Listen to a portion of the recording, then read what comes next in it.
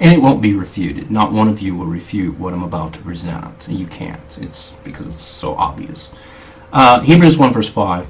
Unto the which of the angels said he at any time? Unto which of the angels? Meaning Jesus Christ is not an angel. Okay, so God never said any of these things to an angel. So Jesus is not an angel because he did say these things to Jesus Christ. Do you understand that? It's really simple. Okay. Unto the which of the angels that said this at any time? Thou art my son, this day I have begotten thee. Now, according to Paul in Romans 1 verse 4, Jesus was declared to be the Son of God with power by the resurrection from the dead. In Acts 13:33, Paul also tells us that at his resurrection, that was the time when the Father said, this day I have begotten thee. Jesus was begotten of God at his resurrection.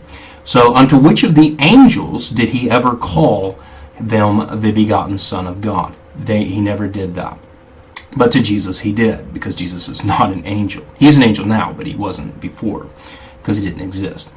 And again, let's read on. And again, I will be to him a father, and he shall be to me a son. I will be to him a father, and he shall be to me a son. That's future tense, meaning I'm not his father and he's not my son, but he will be. He will be my son, and I will be his father, later when he arrives, when I create him. Then I'll be his father. There you go. I always find Jeff to be humorous, but nevertheless he does present ignorance, so let's break this down for Jeff to grasp Hebrews chapter 1. Number 1. What is the author of Hebrews doing? He's comparing the Son to angels. Number 2. Now why is he comparing the Son to angels? It appears that it didn't dawn on Jeff yet that there must have been some people who were assuming that he is an angel. Kind of like Jeff here saying he is an angel. Replay what I just snipped from his video. You'll notice him confessing he is an angel. Early on, there was a heresy known as Docticism. The name comes from the Greek word deko, which means to seem or to appear. It maintained that Jesus was not a full and flesh human being. He was instead completely and only divine. He only seemed or appeared to be a human being, to feel hunger, thirst, and pain, to bleed, to die.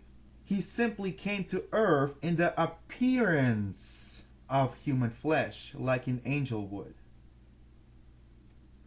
So when we look at Hebrews chapter 1 and see the author comparing the Son to angels, we understand he is not an angel, rather he is like his brothers, human. Hebrews chapter 2 verse 17. Therefore he had to become like his brothers in every respect, so that he might be a merciful and faithful high priest in the service of God, to make a sacrifice of atonement for the sins of the people. The author shows that the Son already existed in his statement he had to become. Now, who are his brothers? Fellow creatures who happen to be human in this case. Psalm 2 verse 7, 2 Samuel chapter 7 verse 14, and Deuteronomy chapter 32 verse 43, and the Dead Sea Scrolls Bible is quoted in Hebrews chapter 1 verse 5 through 6. Now let's read Hebrews chapter 1 verse 5 and 6. For to which of the angels did God ever say, "You are my son, today I have begotten you"? Or again, I will be his father and he will be my son. And again, when he brings the firstborn into the world, he says, let all God's angels worship him. Now, first of all, notice that he is identified as the firstborn, who is what? Brought into where? The world. He is already known as the firstborn. Okay, get this to your mind. Let's make an example here, or analogy here. Let's say there is this guy named Aaron, right? And Aaron, right now, at the age of 40, is the general of the army. Okay? It's illogical to say the general of the army was born. Hold on, what do you mean the general of the army was born? He's not the general of the army when he's born. He's just a little boy. He knows nothing about life yet. When he grows up, he goes into the army, then he becomes known as the general of the army. But here we find the author of Hebrews already identifying the son as the firstborn, who is what? Brought into the world. Now here's Jeff's problem. He thinks, well, look, the author of Hebrews is quoting the Old Testament, so therefore we have to go to the Old Testament and read all the surrounding context as it is referring to the Son.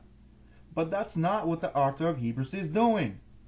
He is quoting specific passages to make a point. This whole book is basically a sermon. Okay? This is what preachers do today all the time. They quote passages and they isolate the passages, then they give a whole sermon about it. Now, he says that 2 Samuel chapter 7 verse 14 is about the Son. He can't be any more wrong. It's about Solomon. I challenge everybody to go to any Jew and ask them, what is 2 Samuel chapter 7 about? The answer you will get, it is about David's son Solomon, who will build a house, who already did build a house, known as the temple in Jerusalem, where God was. This isn't some kind of new thing. Well, apparently it is new to Jeff, but hey, it's all history. 2 Samuel chapter 7 verse 14 is originally about King Solomon, not about the Son. Just like Deuteronomy chapter 32 verse 43 is originally about who? God. Yet he applies the quote that he's quoting to the Son. He doesn't quote the entire text in verse 6 like he doesn't quote the entire text in verse 5. What he quotes is what he wants to argue about, not what it says in the Old Testament. Psalm 2 verse 7, like 2 Samuel chapter 7 verse 14, are messianic passages. This is what Jeff seems to lack knowledge of. Now, to further refute Jeff, consider what the author of Hebrews says in Hebrews chapter 1 verse 1 through 2 and verses 10 through 12. Long ago, God spoke to our ancestors in many and various ways by the prophets. But in these last days, he has spoken to us by a Son, whom he appointed heir of all things, through whom he also created the worlds. So what did God do? He created the worlds through who? Through someone who is identified as a Son. Verse 10 through 12. And in the beginning, Lord, you founded the earth, and the heavens are the works of your hands. They will perish, but you remain. They will wear out like clothing. Like a cloth, you will roll up them Like a cloak, you will roll them up. And like clothing, they will be changed. But you are the same, and your years will never end. Hebrews chapter 1, verse 10 through 12, to the Son. To demonstrate how God created through what? Somebody who already existed. Notice, in the beginning, right? When was the beginning? John 1:1, go read it. Genesis chapter 1, go read it. You founded the earth, okay? Not you will found, you founded the earth. Verse 11, they will perish. They will wear out like clothing. Are you telling me this is some kind of future creation that will wear out, that will perish? Hello? Are you crazy?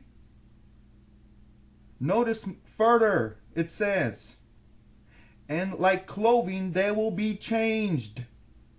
Will be changed. Okay? Get this through your mind. So do you see how ridiculous your arguments are? Anyone who says that this is some kind of future creation is out of his mind.